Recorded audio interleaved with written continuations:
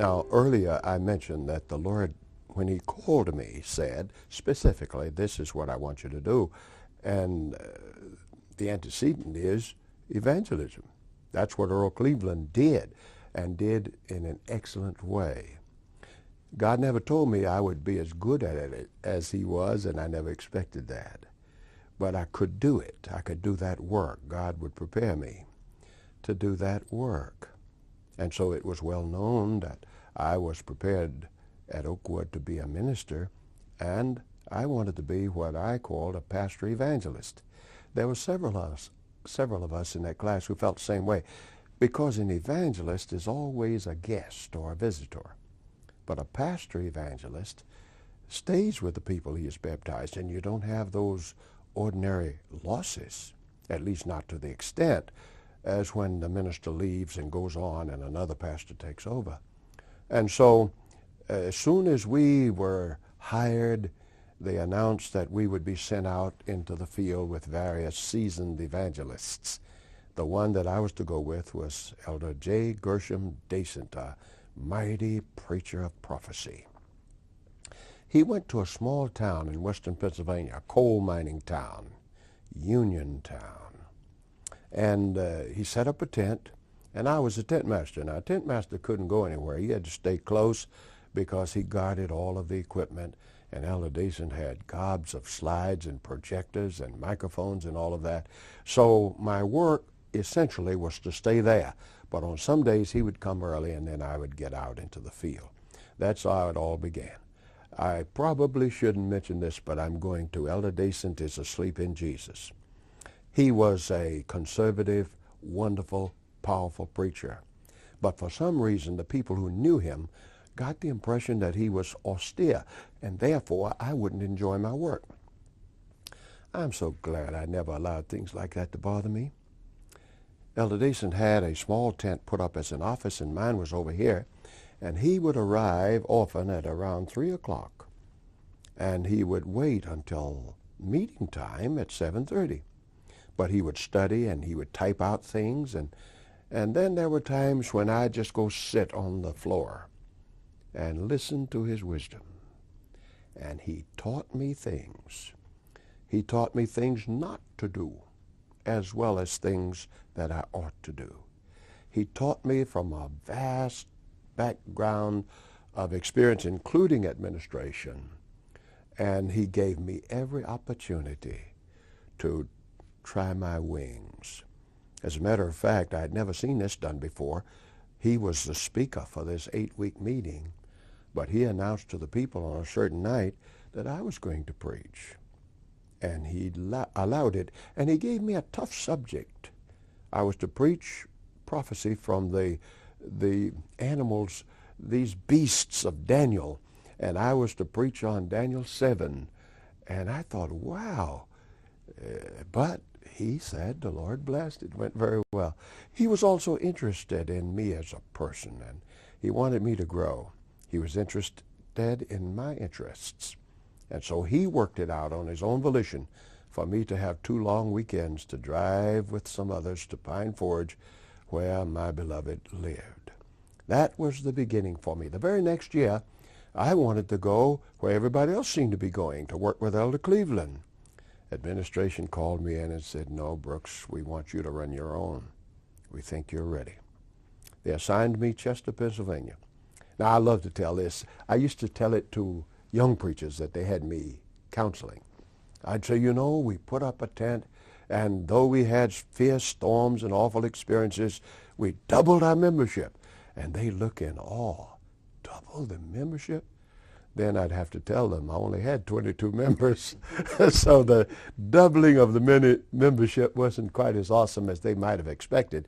But I learned early the value of one soul.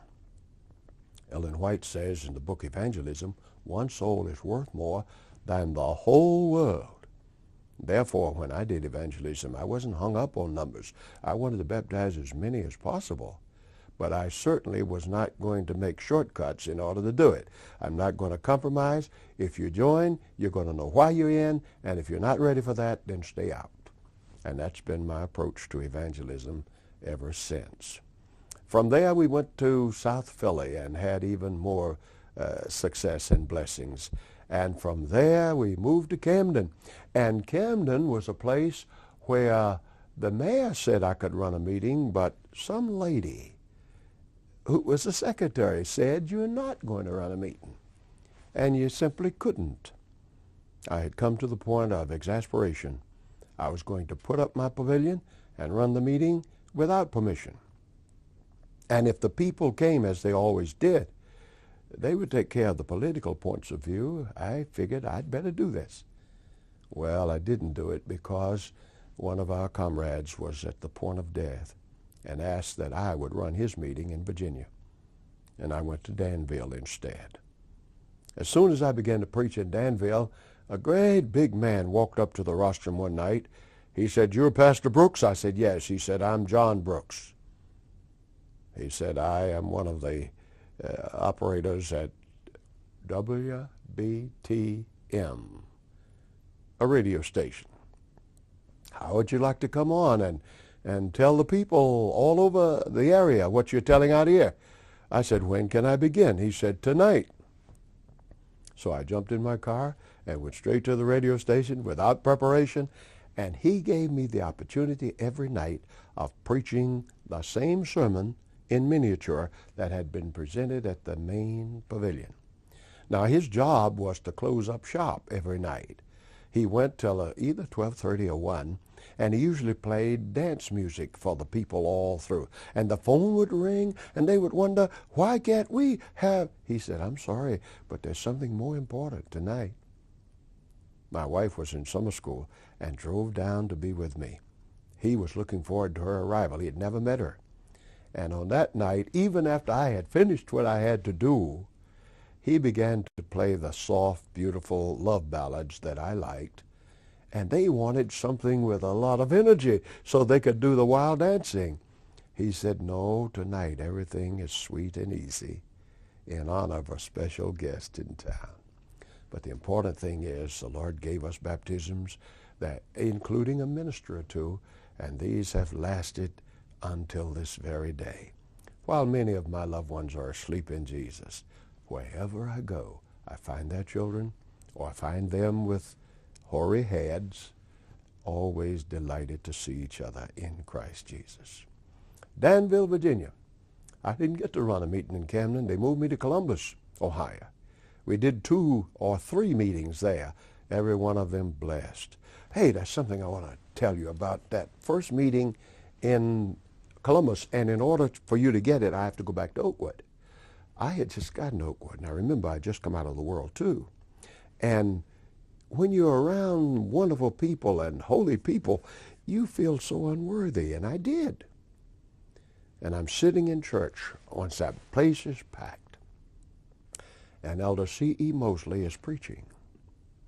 And what a mighty sermon. You just feel like you're going to break out in I don't know, at any minute. It was so powerful, and I'm not that emotional. At least I wasn't. And after he had been preaching about 35 minutes, I saw something I had never seen in my life. A young man who had been known to be worldly got up from his seat, walked down the aisle, and stood right before Elder Mosley, weeping his heart out. Now, the important thing is, no appeal had been made. There had been no break. There had not been an invitation. He just got up and went down there. And I thought, what is this? I'd always heard an appeal. Next thing I knew, 2 or 3 ladies, 2 or 3 other guys. By the time it was over, I imagine 35 or 40 people were standing down there, and Elder Mosley just kept preaching. He had never offered an appeal. Oh, I don't need to tell you what an impact that had. To me, it was a direct manifestation of the Holy Spirit working with a man of God. And I felt so small. Lord, isn't that something? If I can never be that kind of man, aim me in that direction. Columbus. Big tent in a nice area. meetings going well, crowds every night. I always like to use images on the screen to recap my sermon. And every night there'd come a point where I would turn off the lights and go to the screen, and then I wanted to end up with Christ in his passion on the cross. And I'd been running for perhaps 4 or 5 weeks. This was an 8-week campaign. And when the lights went out, almost suddenly, I saw the whole back row stand up and began to move. Well, I had learned a long time ago you must pray as you preach. 2 different things, but they're happening together. And so I'm praying, Lord, did I offend these people? The truth is not easy, but it's never sent in that spirit. Did I offend them by something I said? I'm virtually searching while continuing to preach. But as these people got to the center, instead of going out, they started toward me. And I thought, what is this? And I'm continuing to preach. And when they got close enough for the light on the screen to illuminate their faces, I saw people who had been coming and enjoying the word every night. In fact, there was an older woman, her daughter who was middle-aged, her grandchildren, her son, a whole family. And they came and just stood.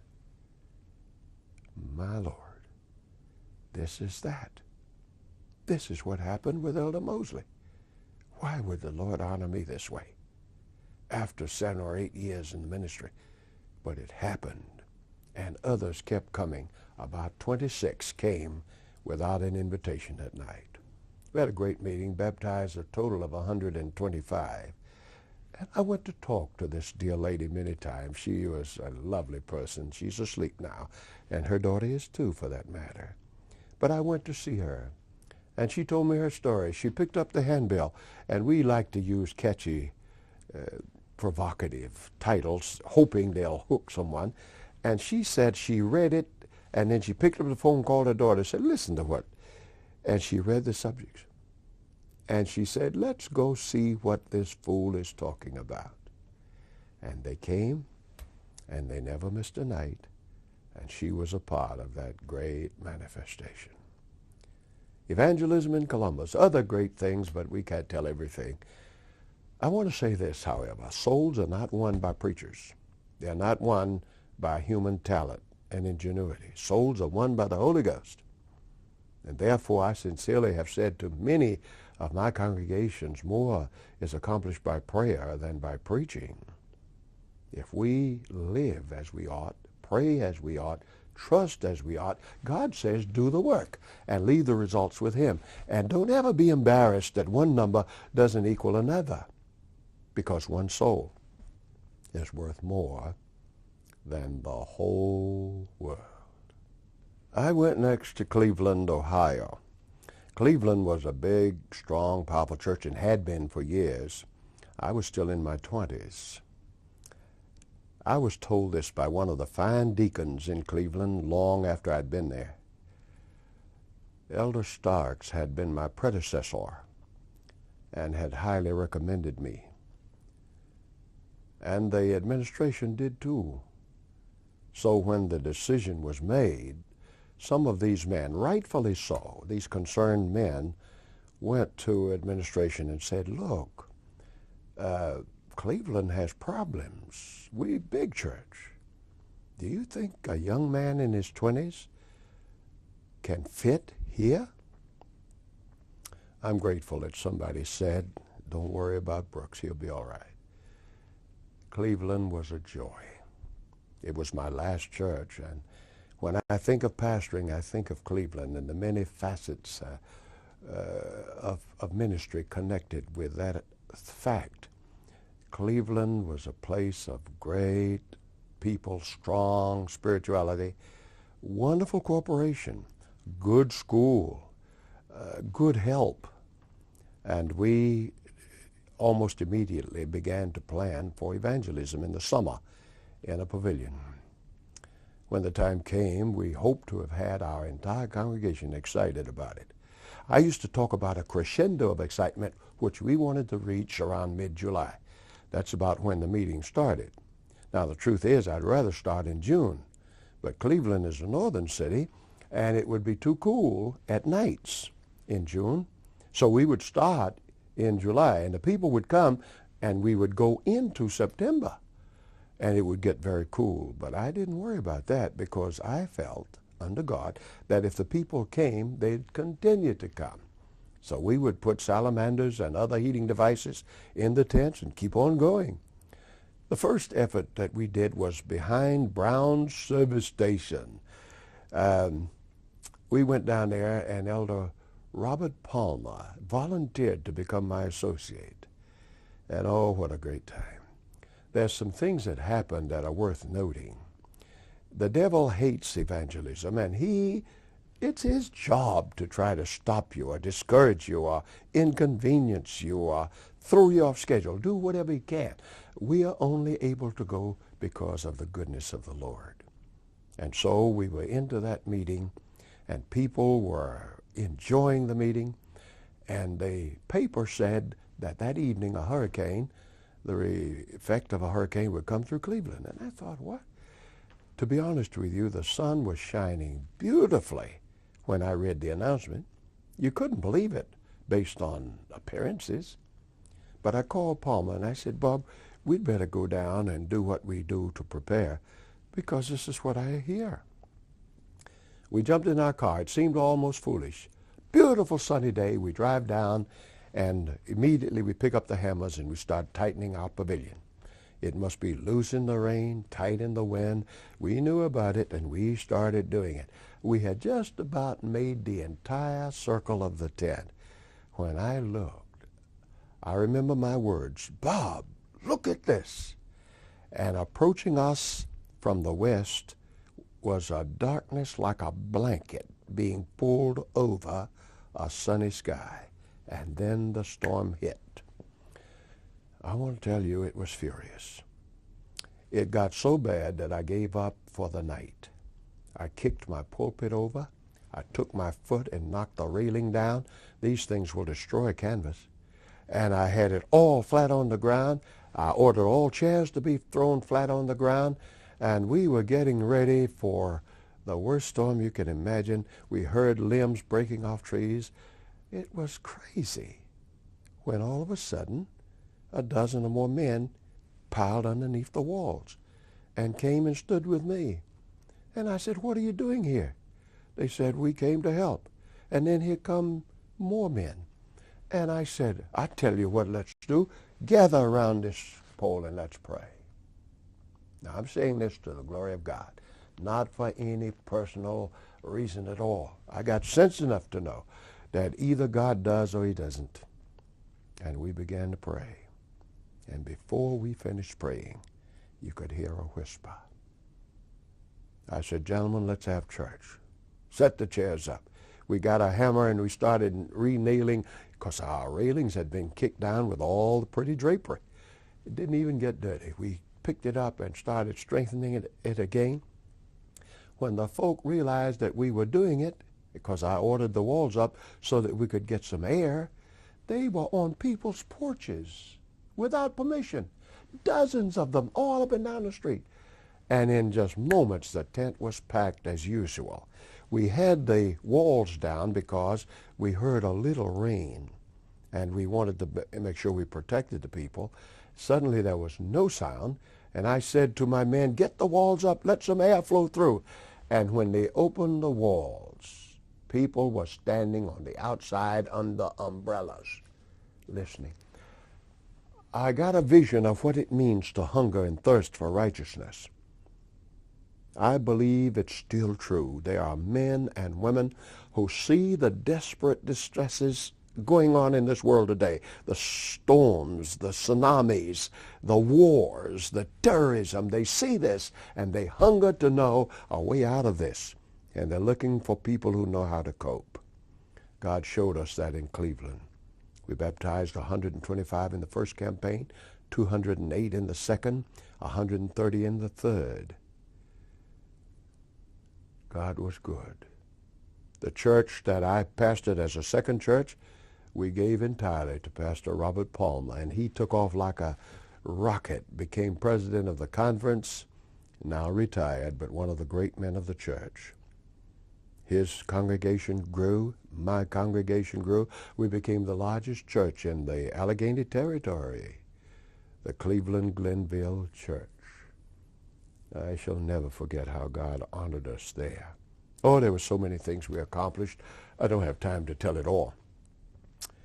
But all of a sudden, something happened. I got a letter from the administrator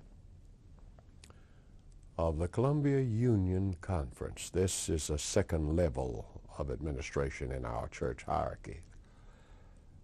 And he said, we are extending an official call for you to come and join the Columbia Union, be a part of us. Well, to be dead honest with you, I remembered the call. This is what I want you to do. As far as I was concerned, that meant pastoring and evangelizing. And you get into church administration and lecturing and all of that. I couldn't see the compatibility. So I officially said no. I got a second letter from the same man. I officially said no. And I want to pause to say, I have met thousands upon thousands of men, good men. But I have never met a man like Neil C. Wilson, who was the president of the union at that time. I've never met a man like him, a man who could empathize and sympathize, who was totally unaffected by race, who insisted on getting things in order the way God had directed. Now, that's the truth. And so after the second official notification that I wouldn't come, and I tried to do it in the nicest way, with deep and sincere appreciation, I was pitching camp. Now, when you pitch camp for camp meeting, you get real dirty and sweaty, and I was associate superintendent of all that. And I'm working in the hot sun and dirty as I could be. And a man drove out and said, Pastor Brooks, there's a phone call for you from Washington, and you may take it on that field telephone there. I walked over and said hello. I didn't know who it was. Neil C. Wilson. Totally unaffected by my refusals, showing me why he needed me. And again, I'm trying my best to be grateful and to show it. But I said, Elder, that isn't what God called me to do. He said, how do you know? And we had quite a discussion. And finally he said, well, are you telling me to look for someone else? And I said, very respectfully, sir, I suppose that's what I'm saying. He said, all right, if you won't come to see me, I'm coming to see you. Bam. He's coming to see me. Now I'm going to confess to all my friends something that I'm ashamed of. Until he said those words, I had never even prayed about that call. I'm pastoring the biggest church. I am being able to baptize hundreds. Why should I want to do that? Besides, there was a racial problem that hadn't healed. I didn't realize that God was using Neil Wilson to heal it. So after I hung up with him, I called my wife back in Cleveland and told her about it. And I said, darling, at least we must pray. And I tell you the truth, as soon as we did it, my mind was as clear as that. You go to the union. But the next day, dirty, sweaty, time for lunch. And we fellas loved each other. It didn't matter who was at your table. We had a good time together. I walked to the door of the dining room, and someone came and said, Pastor Brooks, there's a gentleman over there who wants to see you. Neil Wilson. He came up the very next day and brought along with him one of his associates, Carl Weiss. Now I've got to go to that man's table looking like I looked. But a man of understanding was he. I apologized for he said, don't mention it. We know what you've been doing. We're just thankful for this moment with you. Go get your food and come join us. And I did. And Elder Wilson began all over again like I had never said no. And then he asked Weiss to say something. Weiss, a good man. He was in lay activities. And he said, Brooks, I want you to consider that if you come here, you've got a larger budget. You will have more personal perks. You'll have this. And he began to outline. I thought, and I stopped him. I said, Elder, please forgive me, but I don't need pampering. That's not what this is about. I said, Elder Wilson, I am very pleased to tell you that I had not prayed about this item until you said what you did yesterday. In the meantime, my wife and I have been speaking together in prayer, and this morning our hearts are fixed. God has told me to go with you. And that was that. I had 4 assignments to begin with, and they were to speak at human relations seminars, usually from 2,500 to 3,500 people, about equally Caucasian and non-Caucasian. Now, I'm given to plain speech. Everybody knows that, but I have no desire to be mean or rough. I just want to be clear and plain. And my job was to be keynote speaker at 4 of these seminars around the Columbia Union Territory. I'm grateful that they went very well. I told the people for the first time, I don't know why I was embarrassed about this, but I told the people I had graduated from college, had been hired in the ministry, had been doing that work for a year when I married a very beautiful lady, herself well educated. We got married not in Mississippi, but in Philadelphia. And we drove out of Philadelphia that evening on our honeymoon. And I stopped at 8 or 9 motels that looked at me and refused us entrance. Some of them had the sign up, vacancy. I got to the place I would simply say, I'd like that vacancy you're advertising. And they would come up with all kinds of excuses. The last one I stopped at, I by that time was getting disgusted. And when he started telling me that someone had called ahead to take that vacancy, I said, first of all, you insult me because of my race. And now you're insulting my intelligence. You know good and well you're not telling the truth. Well, he said, we used to take coloreds in here, but they got to bring in women. I said, and I don't want to hear that either.